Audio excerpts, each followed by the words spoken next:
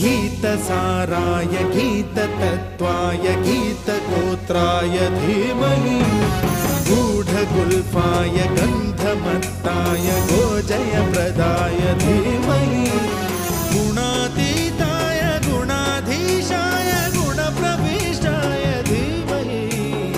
एकदन्ताय वक्रतुण्डाय गौरीतनयाय धीमहि गजेशानाय भालचन्द्राय श्रीगणेशाय